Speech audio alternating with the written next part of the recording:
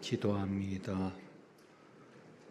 은혜의 주 생명의 주님을 찬양합니다.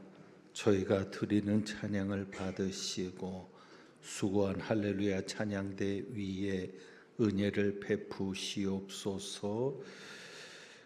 말씀 듣습니다. 성령이 온전히 역사하여 주옵소서. 우리 주님 예수 그리스도의 이름으로 기도합니다. 아멘. 교회학교 여름 성경학교와 수련회 광고가 있었는데 이번 주부터 본격적으로 시작이 됩니다. 유년부가 금요일부터, 또 영유아부와 유치부가 토요일부터 시작되니까 여러분이 관심을 가지고 기도해 주시기를 다시 한번 부탁드립니다. 오늘 7월의 첫 주인데 우리 옆에 있는 분들에게 힘내세요, 주님께서 하십니다. 한번 인사합니다. 힘내세요, 주님께서 하십니다. 오늘 성도의 교제인데 이런 인사입니다. 비교하면 행복은 멀어집니다 라는 인사인데 한번 인사합니다. 비교하면 행복은 멀어집니다. 굳이 설명하지 않아도 될 것 같습니다. 여러분 이런 궁금증을 가져보신 적이 있습니까? 예수님은 유대인입니다.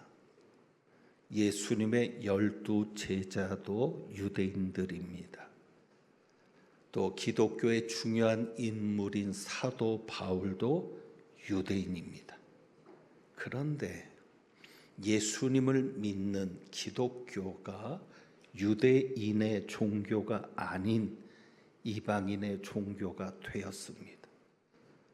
어떻게 그렇게 될 수 있었을까 궁금하지 않습니까? 다 유대인인데, 유대인에게서 시작된 종교인데 유대인의 종교로 기독교를 보지 않습니다.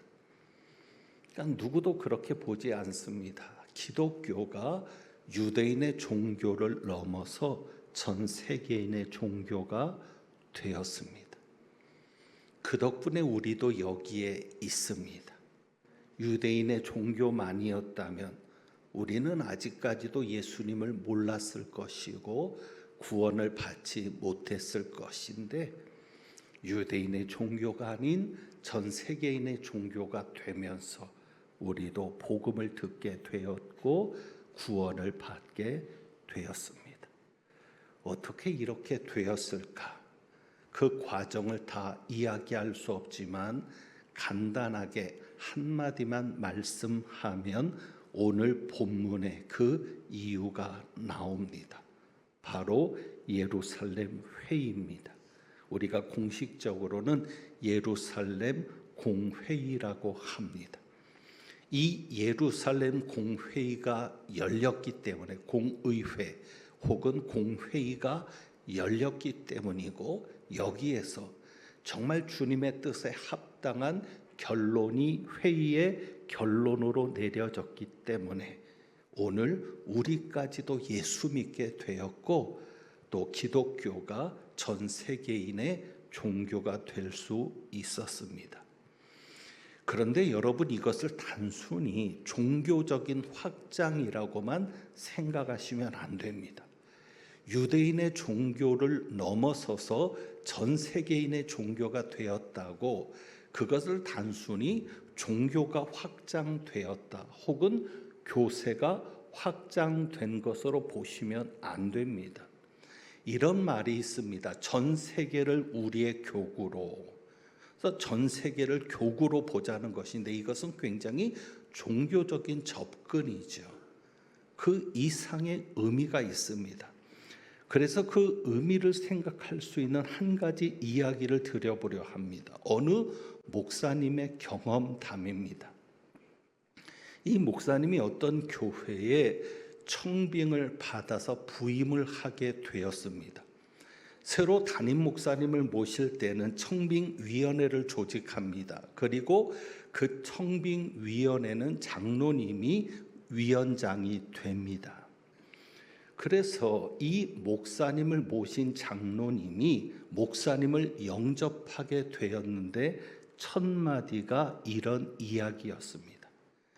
그러니까 목사님을 부른 장로님이었고 목사님이 그 교회에 부임할 수 있도록 실질적인 역할을 했던 장로님이니까 목사님도 긴장했을 것 아닙니까?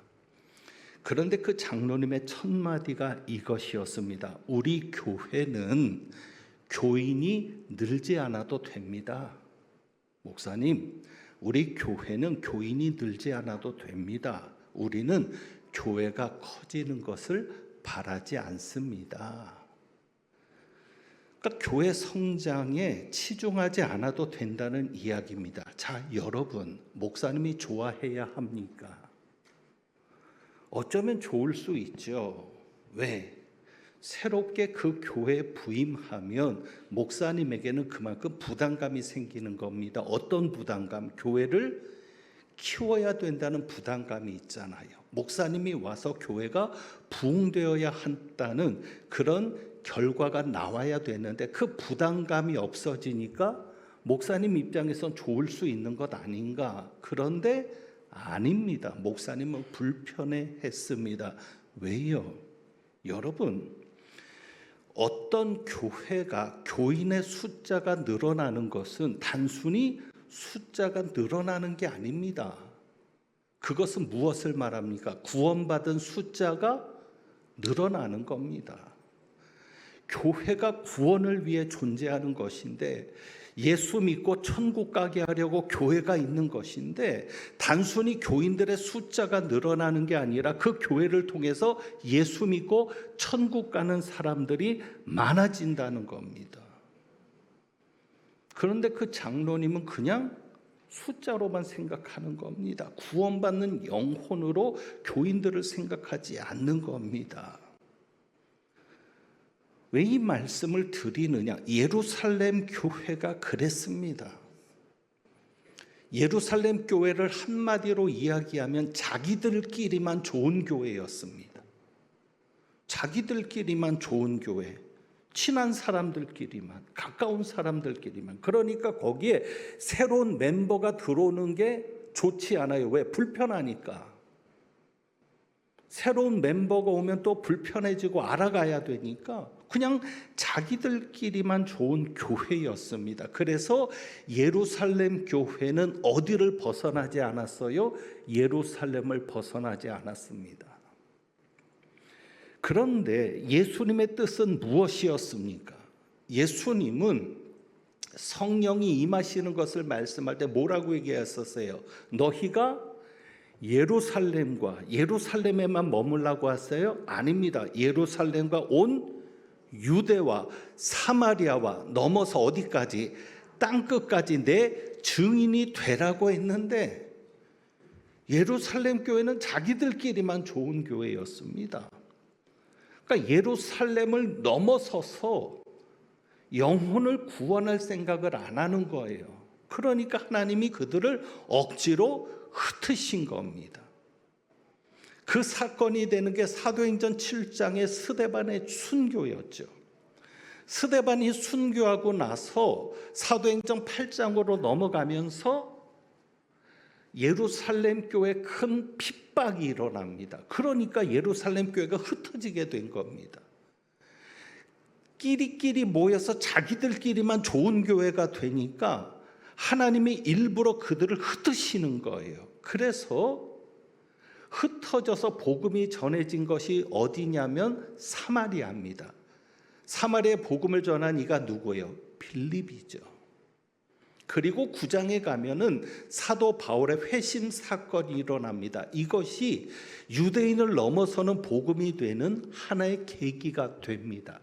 그래서 이 사도 바울 때문에 헬라파 유대인들, 물론 그것도 유대인입니다. 하지만 헬라파 유대인들은 골수 유대인이 아니라 이방 지역에서 태어나고 이방 땅에서 자라난 유대인들에게 복음이 전해지면서 자연스럽게 안디옥에까지 복음이 전해지게 되는 겁니다. 근데 안디옥에 복음이 전해졌을 때만 해도 유대인들에게만 복음을 전합니다. 그런데 그 중에 흩어진 이들이 안디옥에 가서도 복음을 전하는데 유대인들에게만 복음을 전한 것이 아니라 그 중에 몇 사람이 이방인들에게까지 복음을 전한 겁니다. 그래서 세워진 교회가 어떤 교회입니까? 안디옥 교회입니다. 안디옥 교회가 세워지니까 예루살렘 교회가 바울과 바나바를 안디옥 교회에 파송을 하는데 바나바를 파송을 했습니다. 그래서 바나바가 사울을 데리고 가서 그때 다소에 있었던 사울을 만나서 그를 데리고 가서 안디옥 교회에서 1년간 목회를 합니다. 그때 안디옥 교회가 급성장을 하게 되죠. 이때 있었던 결과가 뭐냐면 사도행전 11장에 보면 안디옥 교회 교인들을 향해서 세상 사람들이 별명을 붙여줍니다. 너무 훌륭하니까 그 별명이 뭐예요? 그리스도인. 오늘날의 예수쟁이는 부끄러운 이름이 됐죠. 그런데 그 당시 그리스도인 예수쟁이는 아니었습니다. 자랑스러운 이름이었습니다. 그러니까 안디옥 교회가 그렇게 대단한 교회가 되었습니다. 그리고 풍성해지니까 예루살렘 교회까지도 돕는, 예루살렘의 가난한 자들까지도 돕는 교회가 되었고, 중요한 것은 안디옥 교회가 성령의 인도를 받아서 최초로 선교사를 파송하게 됩니다. 이방 지역에 이방인들을 위한 선교사를 파송하게 되는데 그가 누구였습니까? 바울과 바나바였습니다. 그래서 바울과 바나바를 통해서 이방 땅에 놀라운 역사가 일어납니다. 그것이 1차 전도 여행입니다. 여행이라는 말이 우리가 생각하는 여행의 의미를 떠올리기 위해서 좀 거슬리지만 바울과 바나바가 1차 전도 여행을 무사히 마치고 다시 안디옥 교회로 돌아오는데 그 내용이 사도행전 14장입니다. 그래서 안디옥 교회에 와서 26절 보면 거기서 배 타고 안디옥에 이르니 안디옥에 돌아온 거요. 이곳은 두 사도가 이룬 그 일을 위하여 전에 하나님의 은혜 부탁하던 곳이라. 그래서 그 두 사도가 안디옥에 이르러서 교회를 모아 가지고는 하나님이 함께 행하신 모든 일과 이방인들에게 믿음의 문을 여신 것을 보고하고 제자들과 함께 오래 있으니라. 결국 예루살렘 교회는 자기들만 좋은 교회였는데 핍박으로 인해서 흩어지게 되었고 그 흩어짐이 결국 바울과 바나바를 만들어서 바울과 바나바를 통해서 이방 땅에 복음이 전해졌고 그리고 그 이방인들에게도 복음이 전해진 것. 그래서 27절에 뭐라고 표현했어요? 믿음의 문을 여신 것을 보고하는 겁니다. 이방인들도 믿음으로 구원을 받았다. 이방인들도 우리처럼 믿음으로 구원을 받았다. 이것을 보고했습니다. 그런데 여기에 결과는 나오지 않지만 안디옥 교회가 이 보고를 받고는 어땠을까요? 기쁨이 충만했을 겁니다. 왜? 15장 3절에 보면 이런 내용이 나와요. 안디옥 교회가 바울과 바나바를 예루살렘 교회로 할례에 대한 질문을 하기 위해서 보낼 때 이들이 교회 전송을 받고는 베니게와 지금의 레바논 지역입니다. 북부 지역인데 이들과 사마리아 다니면서 이방인들도 주님께로 돌아왔다는 것. 이방인들도 주님께로 돌아왔다. 회개하고 구원받았다는 사실을 말하니까 형제들이 어떻게 됐다 그래요? 다 크게 기뻐하더라. 그러니까 이방인의 구원 소식을 듣고는 베니게에 있는 성도들, 사마리아에 있는 성도들도 기뻐했으니까 안디옥 교회도 비록 말씀은 기록되어 있지 않았지만 어땠을 것이다? 기뻐했을 것이라는 거죠. 그런데 여러분, 우리가 조심해야 될 것은 은혜가 있으면 사탄도 역사합니다. 여러분이 은혜를 체험하면 정말 하나님의 놀라운 은혜, 기적을 체험하면 반드시 사탄도 역사합니다. 왜? 은혜 받은 대로 그냥 두려고 하질 않거든요. 은혜를 쏟게 만들고 은혜 받기 전보다 더 나빠지게 만들려고 하는 게 사탄의 역사입니다. 그러니까 사탄이 안디옥 교회에 역사하는 거예요.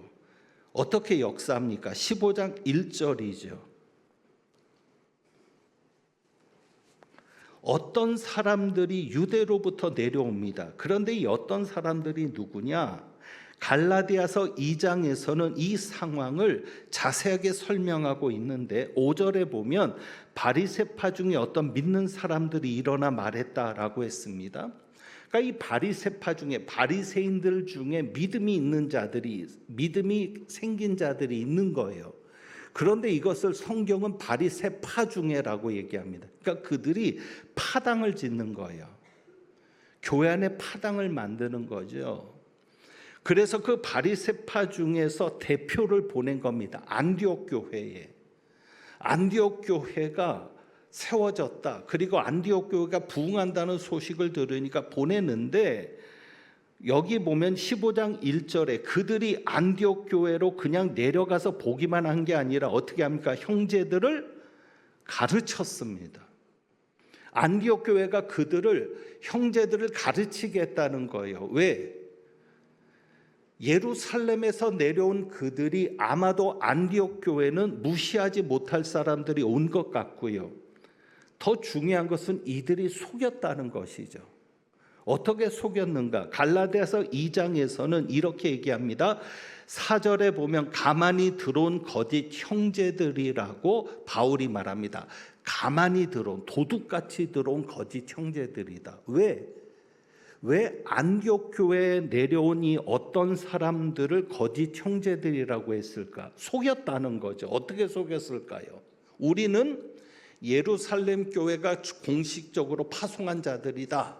이렇게 속였을 것이고 우리는 사도들이 보내서 왔다라고 속였을 겁니다. 그러니까 안디옥 교회가 예루살렘 교회에서 보냈다고 하니까 또 사도들에게서 왔다고 하니까 가르침을 받으려고 세웠을 겁니다. 그런데 그들이 가르치는 내용이 뭐예요? 1절에 뭐를 가르쳤어요? 모세 법대로 할례를 받지 아니하면 능히 구원을 받지 못하리라.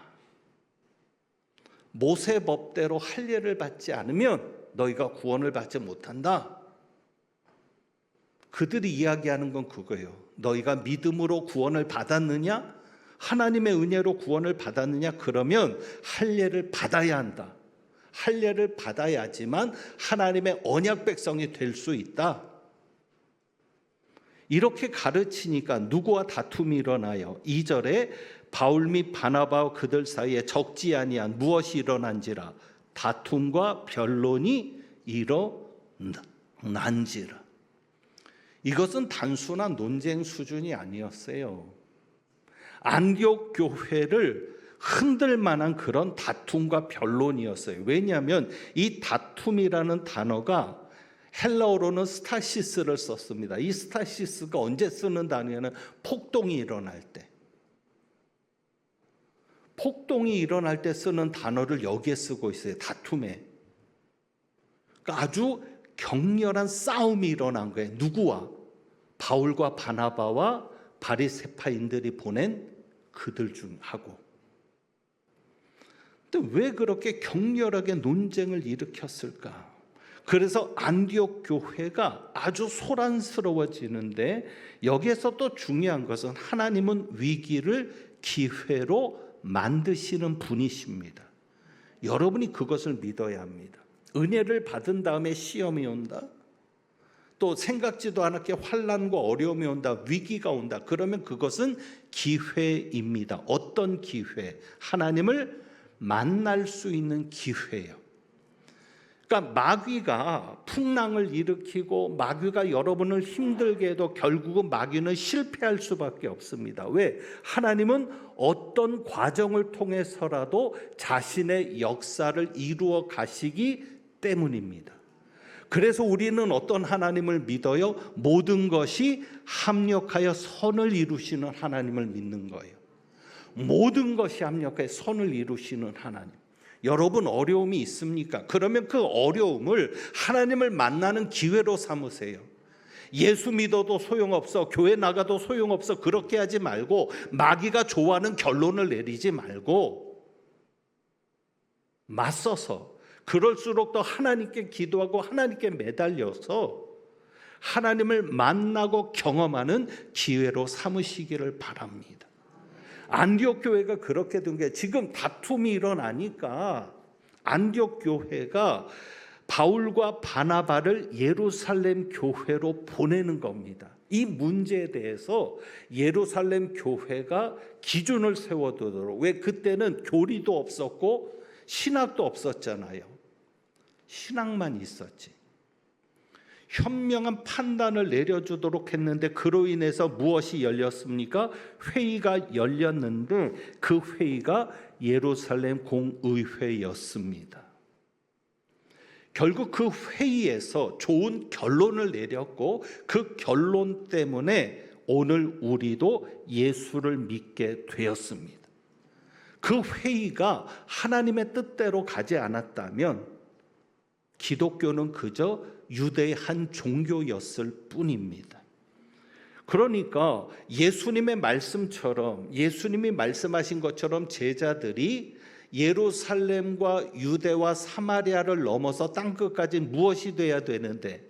증인이 돼야 되는데, 복음을 전해야 되는데, 가장 걸림돌이 되었던 문제가 무엇이었어요? 할례였어요. 이미 우리는 사도행전에서 정리가 됐기 때문에 이것에 대해서 중요하게 생각하지 않지만, 이 할례 문제가 복음이 땅끝까지 전파되는 데 있어서 해결되어야 할 문제였던 겁니다. 그게 안디옥 교회에서 문제가 생긴 거예요. 최초의 이방 교회에서. 그러니까 유대인들에게는 이 할례는 민족적인 정체성을 인정받는 중요한 것이었습니다. 왜? 하나님이 아브라함과 할례 언약을 맺으셨잖아요.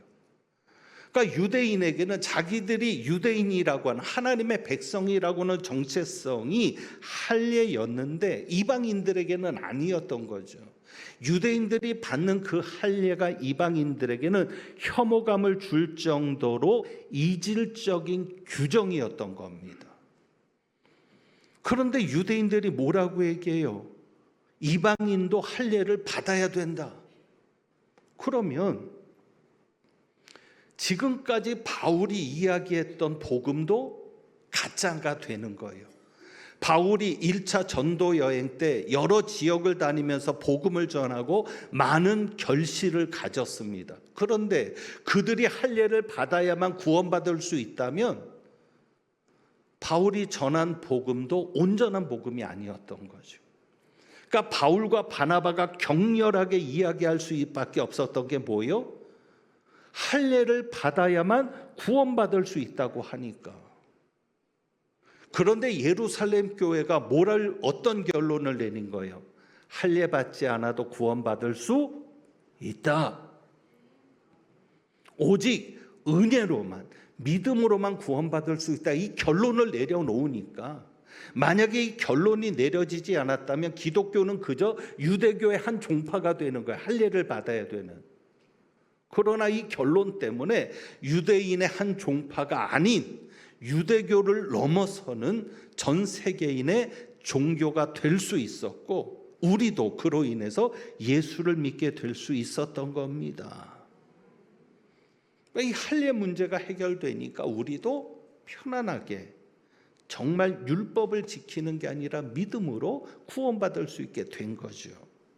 그러니까 예루살렘 회의에서 이 할례 문제를 해결했는데, 그런데 이 할례 문제는 단순한 할례 문제만이 아니었습니다. 그래서 바울이 그렇게 격렬하게 논쟁을 했던 거죠. 왜냐하면 5절에 보시면 이 할례 때문에 예루살렘 교회에 두 사도를 보내는 겁니다. 바울과 바나바를 보냈는데, 예루살렘에 도착해서 4절에 교회와 사도와 장로들에게 바울과 바나바가 영접을 받고 하나님이 자기들과 함께 계셔서 행한 모든 일을 말합니다. 자, 그러면 하나님이 우리에게 이렇게 역사해서 이방인들이 구원을 받았다라고 이야기를 하면 감동이 돼야 되잖아요. 선교 보고를 하는데 은혜가 돼야 되잖아요. 근데 바리새파인들은 더 엄중한 이야기를 하는 거예요. 더 문제를 확산시키는 거예요. 뭐라고 얘기해요? 이방인에게 할례를 행하고 뭐라고 얘기합니까? 모세 율법을 지키라 명하는 것이 마땅하다. 그러니까 바울과 바나바가 얘기하는데 얘기를 듣는데 일어나는 거예요. 분위기가 이상해지겠죠. 일어나서 얘기하는 겁니다. 할례만 받게서는 안 된다. 모든 율법을 지키게 해야 된다. 바울도 이것을 파악했던 거죠. 왜? 갈라디아서 5장에 보면 5장 3절에 바울이 이렇게 얘기합니다. 갈라디아 교회. 이때도 이제 갈라디아 교회가 할례 문제, 율법 문제가 나왔던 거죠. 뭐를 얘기하냐면 할례를 받으면 율법 전체를 행할 의무를 가진 자다. 할례를 받지 말라는 게, 너희가 만약에 할례를 받았다면 할례를 받는 것으로만 끝나는 게 아니라 율법 전체를 행할 의무를 가진 것이기 때문에 율법을 행해서 구원받을 수 있냐? 없다는 거죠. 그러니까 바리새인들은 자기들도 지키지 못하는 율법을 지키라고 하면서 이방인들에게 무거운 짐을 지우는 겁니다. 그것이 야고보가 얘기하고 베드로가 얘기하는 그런 내용들인 거죠. 자, 그러면 예루살렘 교회가 어떻게 이 문제를 해결했는가? 우선 베드로가 말을 하죠. 7절부터 보면 회의가 이렇게 진행이 됩니다. 베드로가 말을 합니다. 많은 변론이 있은 후에 베드로가 일어나 말합니다. 자, 11절에 그 자세한 내용은 시간 때문에 이야기 드리지 않고 결론만, 그러나 하면서 베드로가 결론을 내려요. 우리는 그들이 우리와 동일하게 주 예수의 은혜로 구원받는 줄을 믿노라. 베드로가 이 한마디예요. 우리는 그들이 우리와 동일하게, 이방인들도 우리와 동일하게 무엇으로만 구원받는다? 주 예수의 은혜로 구원받는 줄을 믿는다. 그리고 나서 바울과 바나바가 일어나서 얘기하는 겁니다. 그런데 여기 보면 12절에 바나바와 바울 그랬죠. 앞에서는 바울과 바나바였는데 순서가 바뀌는 것은 예루살렘 교회는 바울보다도 누구를 더 인정해요? 바나바. 그래서 바나바가 앞에 나오는 거예요. 이들이 이야기를 하고 그 다음에 이제 야고보가 이야기를 합니다. 13절부터 오늘 읽은 21절이 야고보의 이야기입니다. 야고보가 결론을 내리는 겁니다. 천주교는 베드로가 초대 교황이라고 얘기합니다. 모든 교회의 시작이라는 거죠. 아닙니다. 오히려 사도행전 15장에 보면 누가 결론을 내려요? 야고보. 베드로보다 누가 더 교회 인정을 받는 자리에 있었어요?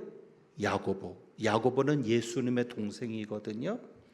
그러면서 야고보서를 쓴 인물이죠. 예수님의 제자 야고보는 첫 번째 순교자가 되었고요. 12사도 중에. 그러니까 실제로 예루살렘 교회 담임 목사는 누구였어요? 베드로가 아닙니다. 야고보입니다. 야고보가 최종적인 결론을 내린 거예요. 그리고 나서는 정리가 된 겁니다. 자, 그러면 오늘 말씀의 제목이 교회가 하나 되려면입니다. 어떻게 예루살렘 교회가 하나가 될 수 있었을까? 참 기가 막힌 게 12절을 보면은요. 12절 이런 말씀이 있어요. 12절에 온 무리가 어떻게 있어? 가만히 있어. 시끄러웠을 거예요. 교인 회의가 열렸는데 거기에 사도들과 장로들이 얘기하고 교인들이 다 모여 있는데 시끄러웠을 겁니다. 바리새파인들이 선동하지 않았겠습니까? 그런데 베드로의 한마디에 조용해집니다. 12절 온 무리가 가만히 있어. 그래서 바나바와 바울도 말할 수 있었고 야고보도 말할 수 있었습니다. 저는 이 말씀이 너무 좋은 거예요. 교회가 잠잠해진 거예요. 누구의 말 때문에? 베드로의 말 때문에. 그게 11절이거든요. 여러분, 베드로가 말했기 때문에 교인들이 인정한 겁니까? 아닙니다. 이 말 때문이죠. 우리는 그들이 우리와 동일하게 주 예수의 은혜로 구원받는 줄을 믿노라. 무슨 말이에요? 주 예수의 은혜로 구원받는다. 그러니까 교인들이 잠잠해지는 거예요. 그래, 구원은 할례를 받는다고 구원받는 게 아니지. 율법을 지켰다고 구원받는 게 아니지. 예수를 믿으면 은혜로 구원받는 거지. 여기에 교회가 하나 되는 비결이 있었다는 거죠. 왜? 교회가 어떤 타이틀에 하나가 되는 거예요? 영혼 구원. 영혼 구원에 있어서는 유대인들이 내려놓을 수밖에 없는 겁니다. 여러분, 여기에 교회가 하나 되는 비결이 있습니다. 영혼 구원을 최우선에 두어야 교회가 하나 되는 겁니다. 그러니까 교인들이 인식한 거예요. 이거는 의식의 문제가 아니라는 거예요.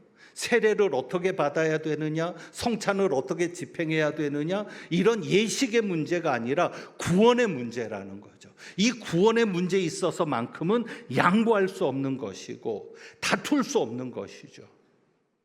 그러니까 영혼의 구원의 문제라는 공통적인 인식에 예루살렘 교회가 하나가 되고 내려놓을 수 있었던 겁니다. 여러분, 요즘 한국 교회가 시끄럽습니다. 다툼도 많고 분쟁도 많고요. 그런데 정말 교회가 영혼을 살리는 구원의 문제 때문에 시끄럽습니까? 아닙니다.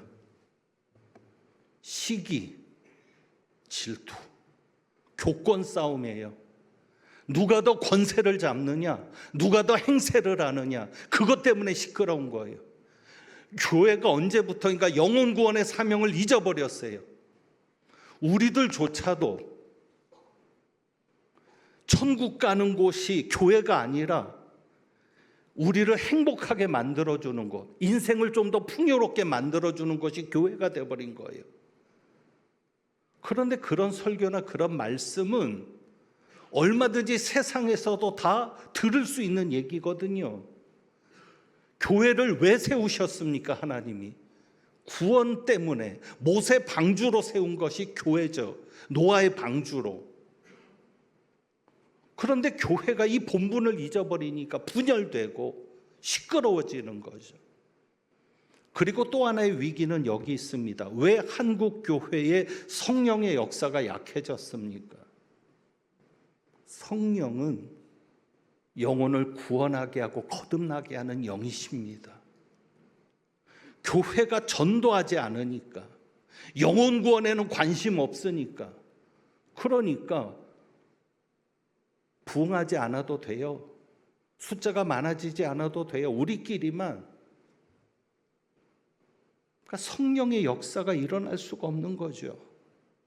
사도행전에 나타나는 성령의 역사는 무엇입니까? 구원을 위한 역사입니다.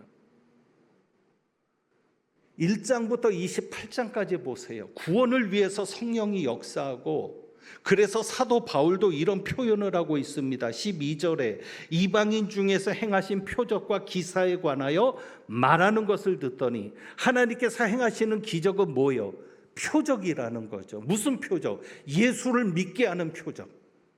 하나님이 살아계시고 예수께서 우리의 구세주이심을 믿게 하는 것이 기적인데, 교회가 구원에 집중하지 않으니까 성령의 역사가 끊어지는 거예요. 수련회 가서도 어떻게 하면 우리 아이들이, 우리 학생들이, 청년들이 구원받게 할까, 이것에 집중하지 않으니까 이미 구원받은 것으로 인정해버려요. 확인하지 않아요. 그러니 그냥 수련회가 MT만도 못한,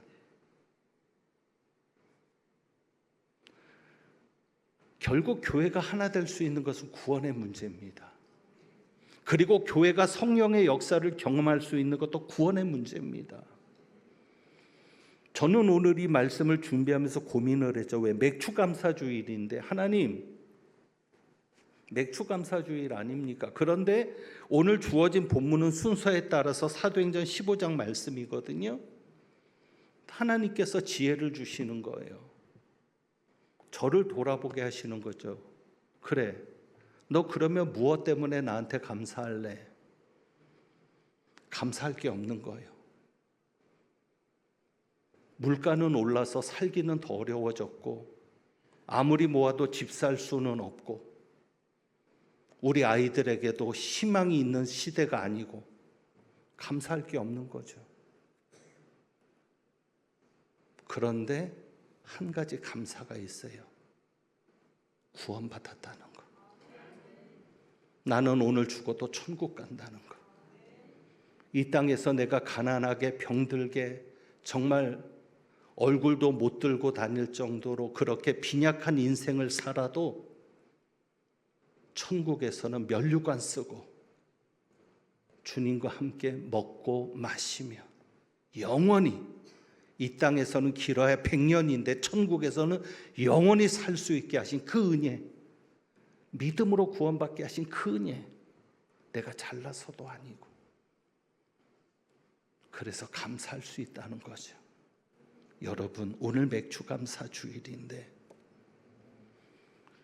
여러분이 받으신 구원에 감사하세요. 그리고 나를 통해서 이 구원의 역사가 일어나기를 사모해 주세요. 여러분이 노방전도하라는 얘기 아니에요. 여러분의 믿지 않는 가족, 믿지 않는 친척, 믿지 않는 친구, 믿지 않는 직장 동료들 예수 믿게 해야 합니다.